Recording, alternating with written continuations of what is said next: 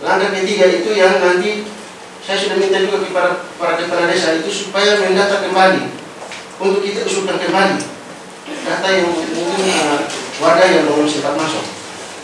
Mungkin dalam SK 141.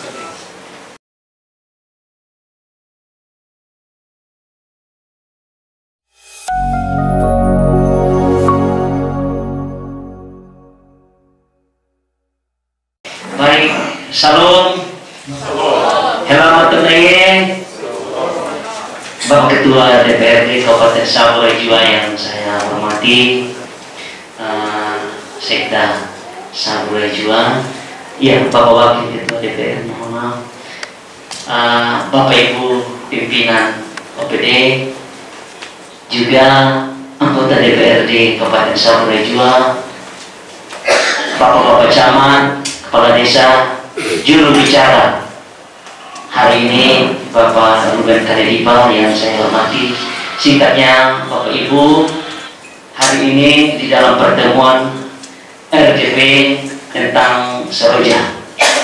Nah, karena itu hari ini adalah sebuah langkah awal bagi kita, di mana kita berbicara banyak hal menyangkut dengan keberadaan atau tahapan tentang penanganan Seroja di Kabupaten Saburai Jua.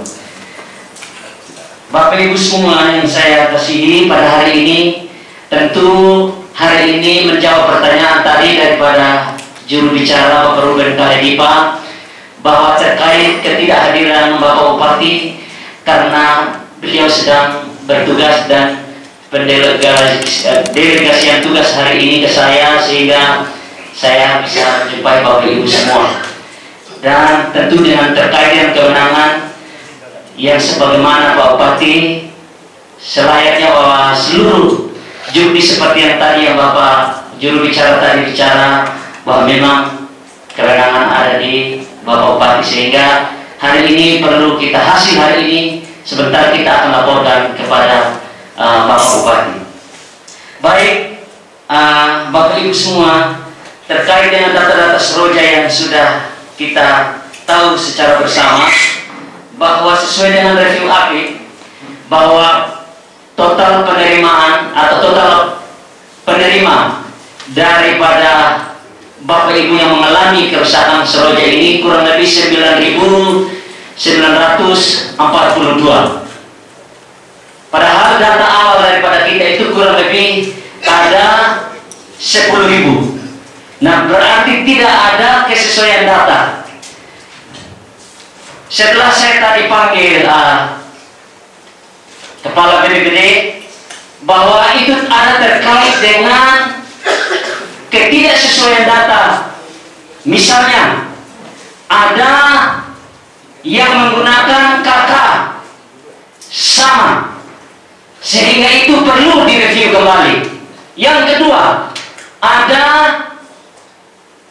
KTP atau nomor induk kependudukan itu ada yang sama, sehingga dari 400 lebih itu yang review API itu perlu kembali lagi kita pengajuan kembali lagi. Nah, karena itu kepada Bapak Ibu semua, terkait dengan pertanyaan tadi daripada juru bicara Bapak Ruben Kadedipa, hari ini tentu ini menjadi pertemuan yang sangat penting bagi kita tentang keberlanjutan atau keadaan yang 430 daripada masyarakat Saburai Jua yang namanya tidak ada lagi setelah direview kemarin. Nah, karena itu bukan nanti akan ditambahkan oleh Pak Jafi, Pak Sekda. Untuk itu saya persilakan dulu kepada Bapak Lufi untuk menjelaskan kepada kita. Silakan.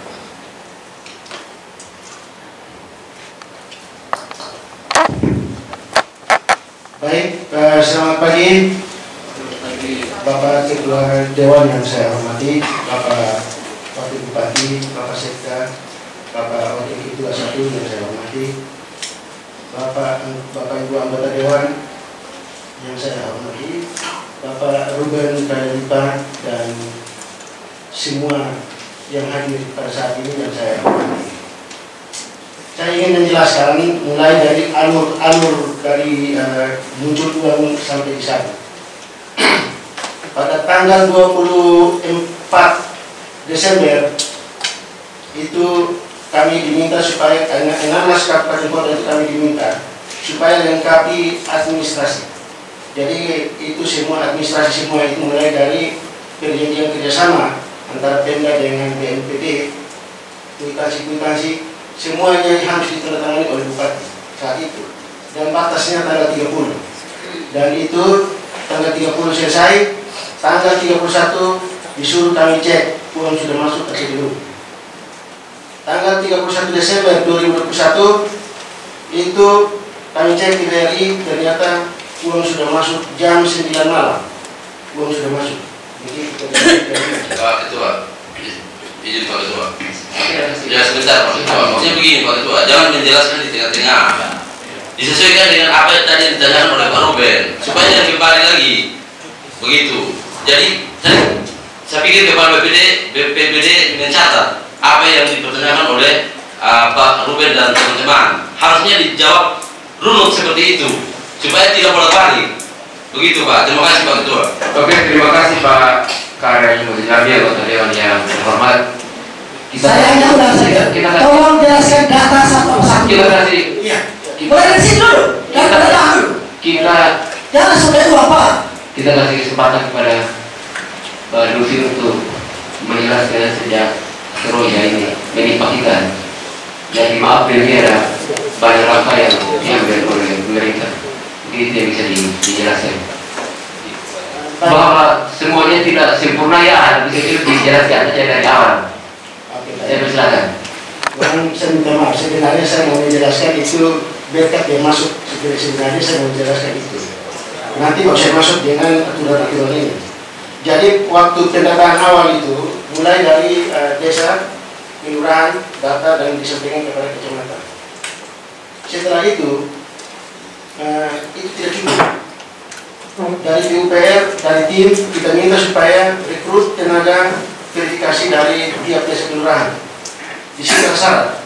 Syaratnya adalah tamatan SMA, ijazah SMA sederajat. Yang kedua, punya HP Android. Yang ketiga, bersedia mengambil sumpah. Setelah itu mereka turun foto dan kita hargai satu lembar foto itu dengan 5.000. Dan foto-foto itu dikasih kepada tim pendata saat itu untuk bisa menentukan kelas ringan, berat dan sedang. Baru muncullah SK. Jadi mungkin hanya berdasarkan laporan dari desa kelurahan maka muncul SK 141. Setelah itu mulai kita rekrut itu yang muncul SK 153. Jadi akhirnya SK 141 dimatikan oleh SK 153. Nah, untuk itu kita juga, saya sudah menghimbau kepada para kepala desa lurah supaya bagi saudara-saudara kita yang merupakan korban Seroja juga itu akan diusulkan kembali. Itu akan diusulkan kembali. Nah, sedangkan SK 153 yang setelah direview oleh APIL itu dikeluarkan atau dikurangi 430 itu kami sudah rekap secara keseluruhan dari desa kelurahan dan kami akan berikan kepada dinas kependudukan untuk divalidasi, kemudiannya dia lengkapi. Setelah itu kami akan usulkan kembali ke BNPB dan itu saya sudah berkoordinasi dengan BNPB. Langkah ketiga itu yang nanti saya sudah minta juga kepada para kepala desa itu supaya mendata kembali untuk kita usulkan kembali data yang mungkin warga yang belum sempat masuk. Mungkin dalam SK 141 dan suratnya ditujukan kepada Bupati. Nantinya Bupati akan diskusi kepada kami supaya kami rekap secara keseluruhan supaya kami bisa usulkan ke BNPB lagi. Karena BNPB itu dia menjalankan misi kemanusiaan. Jadi saya sudah koordinasi. Begitu. Kemudian langkah-langkah pencairan ini dan pertanggungjawaban yang disampaikan oleh Pak Kadi bahwa ini kita belum sampai pada langkah pencairan. Kita ini masih langkah persiapan tenda. persiapan Pemda itu mulai dari jurnis, kemudiannya tim teknis dan tim pendampingan masyarakat. Kemudian untuk di BPBD ini kan kita ini kan tenaga kurang. Untuk itu kami juga rekrut tenaga administrasi, karena kita mau layani 9.942 KK ini memang perlu tenaga. Kami kita sanggup mundur, bro.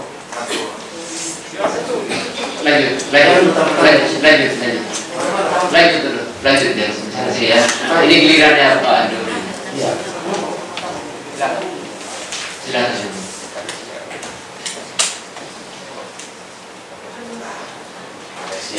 Yang berikut bahwa hasil review APIP ini memang kami sudah bagi ke desa kelurahan supaya dia bisa verifikasi dan validasi. Setelah itu mereka akan bawa kembali ke BPBD supaya kami buat dia punya draft untuk SK kan kembali. Dan setelah juknis sudah ada, nanti juknis sudah ada, dan tim teknis sudah ada, tim pendampingan juga sudah ada, kita akan lakukan sosialisasi di setiap kecamatan. Itu yang akan kami lakukan di situ. Pimpinan, Kami selesai. ini simpasi dulu. Sampai selesai dulu nanti. Karena masih ada yang. Itu yang berikut menyangkut dengan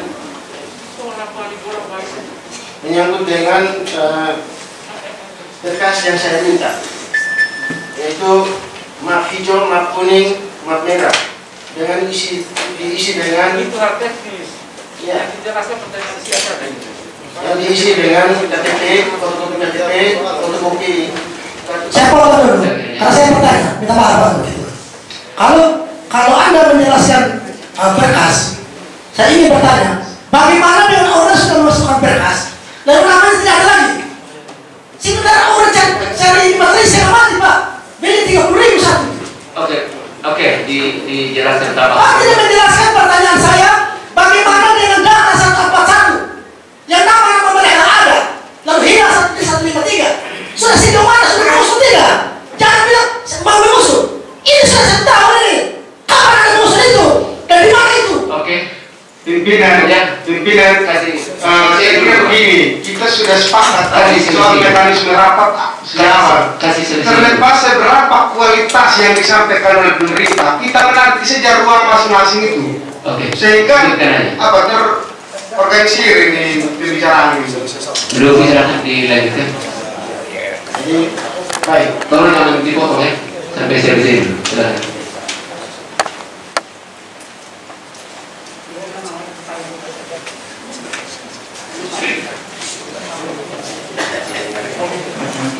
Jadi baik, saya lanjut dengan berkas yang saya minta. Jadi berkas itu tujuannya supaya mempermudah masyarakat, tidak pergi antri lagi di bank. Yang kedua, kalau buka sendiri-sendiri pasti ada pakai uang. Untuk itu, kemudiannya kalau buka sendiri-sendiri pasti tercecer kiri kanan dan kita sulit. Habis tahun pun tetap buka rekening uang habis. Untuk itu, semua berkas itu dibawa ke BPBD, kemudian kita koordinasi dengan bank, langsung buka per desa kelurahan. Yang berikut, bahwa tadi apa yang disampaikan oleh Pak Rukadi, bahwa setelah orang sudah kumpul habis berkas, kemudian namanya hilang. Makanya saya bilang, Bapak Kepala Desa Lurah, supaya jangan pakai daftar yang terbang di udara. Apa yang makanya saya bedakan yaitu apa yang saya kasih, saya sudah kasih tanda yaitu ada tanda tangan saya dan cap BPBD.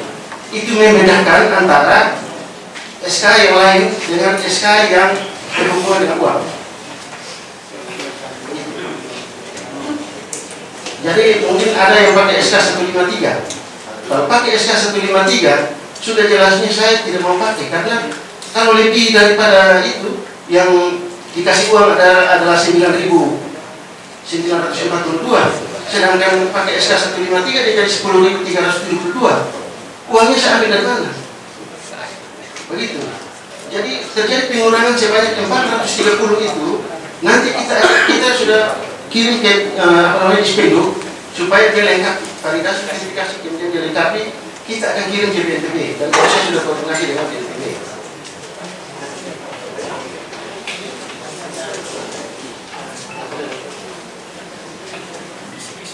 Cukup? Ada yang mau cukup? Cukup? Oke. Ada yang mau tambahkan Pak Asiknya? Untuk melengkapi yang bisa dilakukan oleh industri.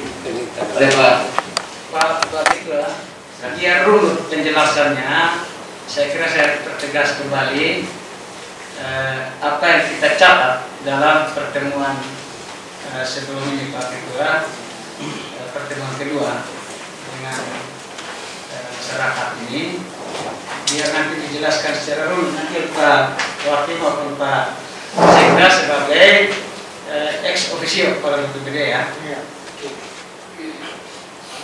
Menurut tema saya ini sudah mewakili sebenarnya yang disampaikan oleh Bapak Ibu masyarakat tadi Pak Ketua. Yang pertama itu yang diharapkan dari pertemuan hari ini, kita mau dengar kebijakan pemerintah daerah itu terkait data bencana siklon tropis Roja, baik mereka yang terakomodir dalam review aktif BNPB maupun yang di-reject oleh aktif itu sebanyak 430 orang. Juga mereka-mereka yang namanya tidak terakomodir dalam SK 153, karena saya tidak serta pada pertemuan itu. Ini yang diharapkan hari ini harus terjawab. Kebijakan pemerintah seperti apa terhadap mereka-mereka yang namanya belum terakomodir itu. Kemudian hal kedua, kebijakan pemerintah daerah terkait penetapan klasifikasi kerusakan rumah korban bencana siklon tropis Roja yang terindikasi tidak sesuai dengan kondisi real. Ini tentu mengarah pada verifikasi tahap akhir ini sebelum dilakukan pencairan. Ini yang kita mau dengar, kebijakan pemerintah daerah hari ini terkait itu tidak sinkronnya ya, data yang sudah divalidasi sebenarnya. Ada yang rumahnya mestinya rusak ringan menjadi rusak berat muncul dalam hasil review aktif. Kebijakan ini apakah kita akan lurus saja bayar sesuai itu nama yang muncul dari hasil review aktif itu, ataukah ada kebijakan lain? Ini tolong disampaikan nanti kepada masyarakat sehingga pertemuan hari ini menjadi pertemuan terakhir. Yang ketiga, kebijakan pemerintah daerah terkait model pertanggungjawaban. Ketika ini sudah kita cairkan uangnya, pertanggungjawabannya seperti apa? Karena ini sudah berjalan 1 tahun ini, rata-rata korban bencana ini kan sudah lakukan ini rehabilitasi terhadap rumahnya. Apakah ini masih dalam bentuk nota belanja? Satu, itu pertanyaannya. Kalau misalnya nota belanja, ukuran demi rusak ringan misalnya, 1 lembar saya rusak sama juga dengan 10 lembar saya rusak. Soalnya bagaimana dia cara mempertanggungjawabkan? Apakah uang harus dikembalikan sebagian, ataukah dia akan itu kumpul nota sesuai yang dia ganti saja 1 lembar saya misalnya? Saya kira ini harus ditegaskan hari ini, sehingga masyarakat tidak itu pulang dan bertanya-tanya kembali bagaimana cara kita untuk mempertanggungjawabkan. Nah, saya kira 3 hal itu Pak Ketua yang harus dijelaskan secara runut nanti. Menurut hemat saya ini sudah cukup mewakili. Nanti ditambah dengan beberapa hal lain, kenapa tiba-tiba itu ada orang yang tidak muncul namanya, saya kira sudah diangkat oleh Pak Ruben tadi dan teman-teman. Sehingga saya harapkan kelompok masyarakat, Bapak Ibu semua, tolong bersama tunggu giliran ya, supaya kita tidak kacau dalam ruang sidang dan panjang nanti rapat kita. Kita simak baik-baik penjelasan dari Pak Wakil Bupati dan Pak Sekda. Kalau ada yang kurang, saya kira kita akan buka ruang nanti untuk Bapak Ibu bisa bertanya kembali. Saya kira demikian Pak Ketua, terima kasih. Terima kasih Pak Wakil. Pak Wakil Bupati sudah.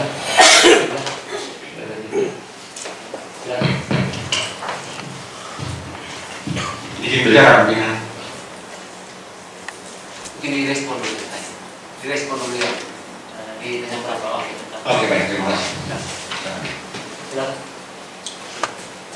Terima kasih yang saya hormati Bapak Wakil Bupati, Bapak Ketua, Bapak Wakil Ketua, Ketua, Bapak Ibu anggota DPRD Kabupaten Saburai Jua, teman-teman dan OPD, Bapak Ibu dari masyarakat yang hadir saat ini untuk mewakili masyarakat dan menyampaikan hal-hal berkaitan dengan rencana Seroja pada tanggal 5 April yang lalu.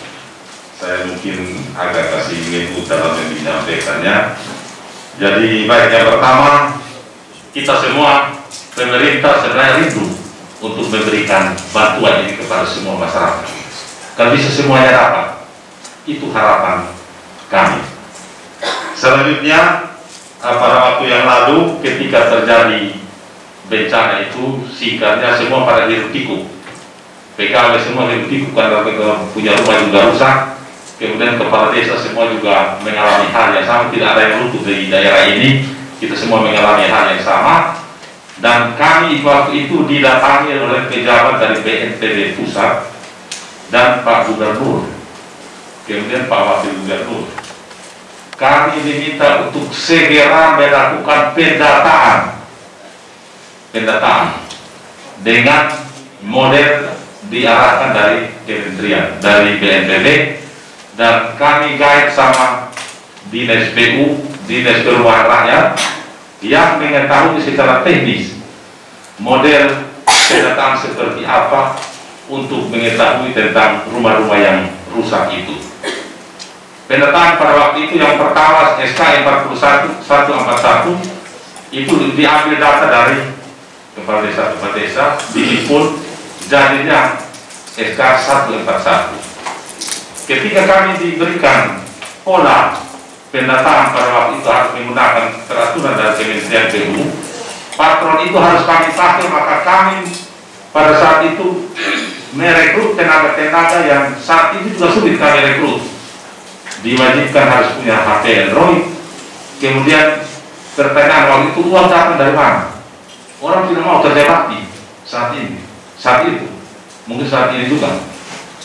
Akhirnya waktu itu ada uang yang masuk dari beberapa donatur masuk ke rekening, ada rekening Bank NTT, Bank BRI. Kami pakai dana itu untuk di satu tempat Rp5.000. Mereka melakukan pendataan. Singkat cerita, hasil pendataan pada waktu itu lahirlah keputusan 153 yang merubah 141 itu. Ketika 153 jadi, maka fokus kami adalah pada SK 153 dikirim ke BNPB dan direview oleh aparat pengawas internal di sana, dan 430 keluar tidak layak didapat karena jati diri mereka, identitas mereka ada yang sobek dan segalanya. Akhirnya tinggallah 9.942. 9.942 itu yang kami arahkan. Karena memang uang yang masuk juga ke BRI itu untuk 9.942. Jadi kami fokus pada waktu itu, pada 9.000 itu. Pertanyaan sekarang 430 ini mau diapakan? Siapa yang tanggung terhadap mereka? Upaya kami adalah, karena ini menyangkut jati diri dari orang-orang itu, maka kami ada, saya bilang di Bandung, segera kasih ke Dinas Kependudukan untuk verifikasi kenapa mereka menggunakan kata yang lain. Kemudian kata itu yang mengenai identitas dan begitu. Dan setelah nanti kami dapatkan dari Dispenduk, kami harus arahkan ke BNPB. Bagaimana 430? Karena kami dalam SK 153 kami ajukan dengan jumlah yang seperti itu. Kami akan meminta supaya mereka 430 ini dilayani. Sekarang menjadi pertanyaan adalah ada desakan dari masyarakat untuk bagaimana yang tidak terakomodir pada SK 153. Ini menjadi soal. Saya bilang sebagai pemerintah, kalau memang data itu valid, kami ajukan. Kami ajukan ke BNPB untuk diapakan orang-orang ini dengan kondisi-kondisi yang ada. Dari 9.942 juga ada yang mengundurkan diri. Ada yang mengundurkan diri lewat surat mereka resmi dan kita terima. Dan juga dari 9.942 kalau ada yang nanti tidak layak, uang ini tidak mungkin kita alihkan ke tempat lain. Kami akan laporkan lagi ke BNPB setelah kami arahkan 1942 yang sampai pada tahapan penyusunan apa nih, pembuatan rekeningnya model seperti apa, ada sisa berapa, kami akan tanyakan, kami akan ajukan aparat 30 itu juga, apakah akan diarahkan kepada mereka, itu nanti kami dapatkan dari BNPB, baru kami bisa lakukan laporan itu. Sekali lagi, untuk di luar dari 153, kalau memang valid datanya, kami akan ajukan. Untuk turun ke lokasi melakukan pendataan lagi, ini jadi sulit bagi kami. Bukan masalah, ya selain uang, kemudian kondisi lapangan itu kan sudah 1 tahun, kami sudah, nanti kami, ya terus terang, kami juga sulit untuk menghadapi hal seperti itu, tidak gampang. Ya sekali lagi, kami akan lakukan langkah-langkah yang tadi, dan saat ini dia punya juknis yang ditandatangani oleh Bapak Bupati, karena memang ada beberapa hal yang tidak tepat di daerah ini. Juknis itu kami pedomani dari aturan yang lebih tinggi, dan kami sesuaikan dengan kondisi dan kemampuan daerah.